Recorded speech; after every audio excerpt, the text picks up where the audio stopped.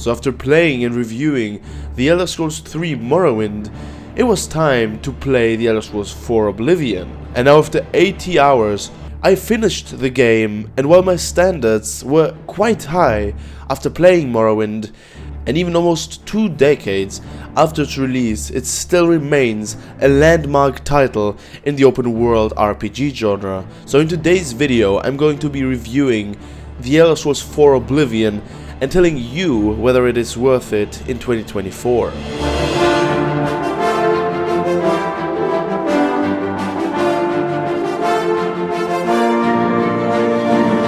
So when it comes to the open world of the game, Cyrodiil offers a very massive world to explore.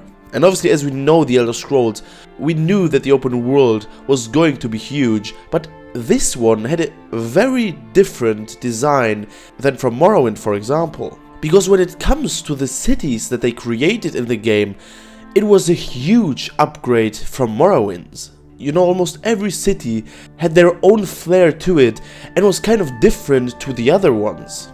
And also in between, you have a lot of quite nice vegetations like mountains, forests, things like these.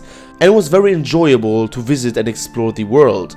To be honest, I didn't use fast travel until probably like midway through the game, but I'll talk about that aspect because that's a very interesting one in a later part of the video. But the world feels very rich and features some very interesting locations that make exploring the open world actually worth it. Like sometimes I was just traversing from city to city and I stumbled upon a tower that led me into a huge dungeon that in the end rewarded me with a sword that was way better than the one that I had before.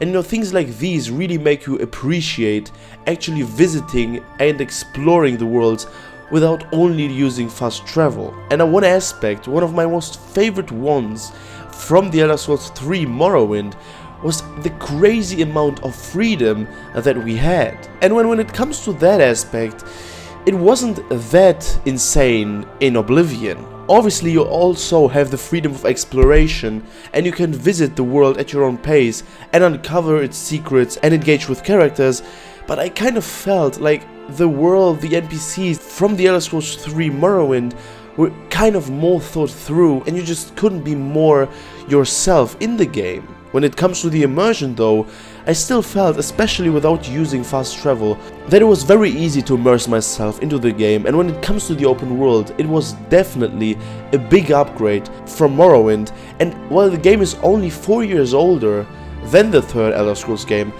the difference between those two was actually very impressive, because the open world looked very beautiful. Another negative aspect that I kind of found was the world scaling in Oblivion, because sometimes I was really feeling like they made the world as big as it is and then they just started filling it out with stuff that maybe wasn't even planned in the first place. You know, as I said, the cities of the game are really outstanding for a game that came out in 2006, but sometimes when traveling from city to city, you really just think like, okay, why are they making this road or this street as long as it is? But I kind of understand. I mean, they wanted to create a world that was huge, you know, and it makes sense that the world of The Elder Scrolls 4 is as big as it is. Sometimes, especially in the end game, it kind of felt like it was too huge for the amount that was in the game. And when it comes to the gameplay of Oblivion, a huge upgrade was the combat system and the movement of the game. Because now you actually hit your enemies when you want to hit them, especially in the beginning of the game, when you want to hit them. But I noticed very quickly that we can't just press our mouse like a madman. You really have to time your attacks properly and use the block well in order to survive some battles, because there were some scenes in the game where I literally died like 10 times because 3 guards were charging at me, and I really had to figure out to properly use the block and the counter in order to get through the quest. But when it comes to the quests, I think that is probably one of my favorite aspects in Oblivion. Because now after finishing it, there were so many memorable situations that really made me think and appreciate the game. Obviously I won't spoil anything here, but when compared to Morrowind, the quests were really a step up, and sometimes after finishing them, the rewards are completely different on how you act and on how you finish the quest. And as you progress, as you level up, as you do more quests, you actually gain recognition for your action like it was in Morrowind. You know, that's just a minor detail because it won't change any big things. You know, but sometimes an NPC might say, I've heard of you before, but nothing really breathtaking, just a small add-on.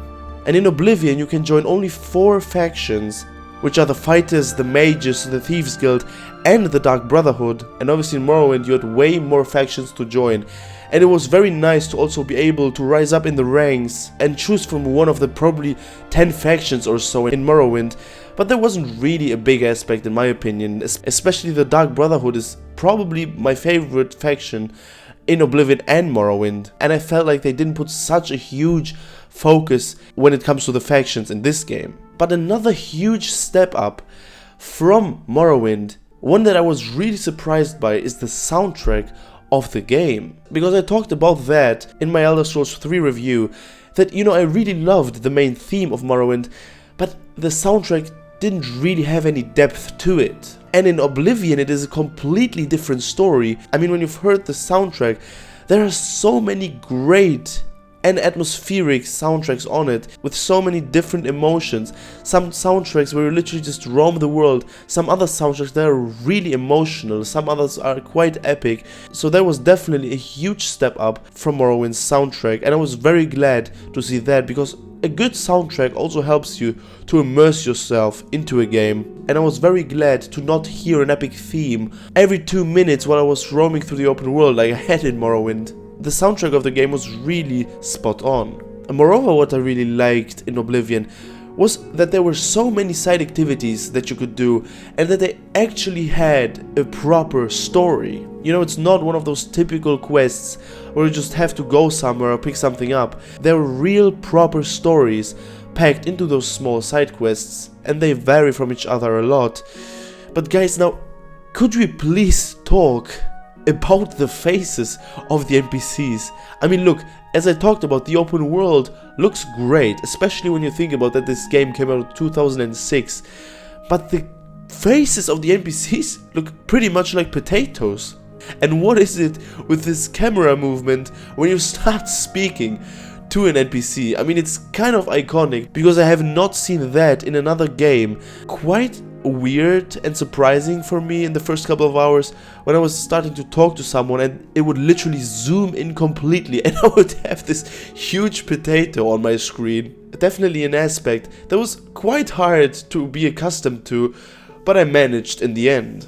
But all in all, when it comes to the gameplay, you know, it was really a much more fluid experience in my opinion. You know, with the improved mechanics, with the improved movement, and especially the better combat, and also paired with a couple of minor upgrades, it was really a step up from the Elder Scrolls 3.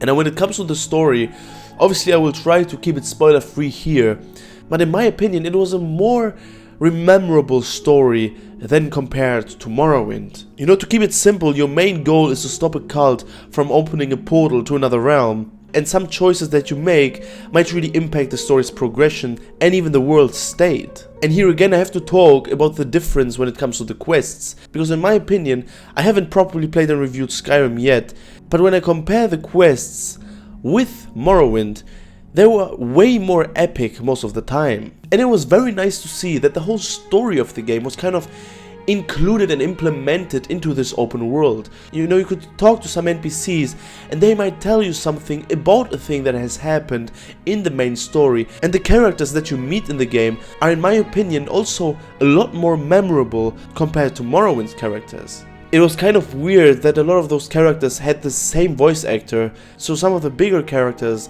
share the same voice actor, which was quite weird to be honest. But the characters that you do meet are definitely very memorable. What was not so memorable though, well maybe it was how they react. You know, the characters that you have helped for literally hours, and you know, you kind of saved the world, and what do they do when I try to not steal but just to use their horse? I think it was Joffrey in one sequence where I just jumped onto his horse because I wasn't thinking anything of it, and what do I hear and see after me? Wrong move. The training of thousands has passed through me. Wrong move. The training of thousands has passed through Wrong me. move. Yes, Joffrey, the guy that I literally helped a couple of minutes ago, was literally screaming and running after me, trying to attack me because I stole his horse. But to conclude, the story, in my opinion, was definitely a good one. You know, also with the whole Septim bloodline, it really made the quests and the things that you do feel important, you know, and that was one thing that I kind of missed in Morrowind. But here, I mean, you're literally being around the future emperor, you know, and the things that you do have a huge impact on the open world, and we really feel like a very important character of the story. So all in all, would I recommend The Elder Scrolls IV Oblivion?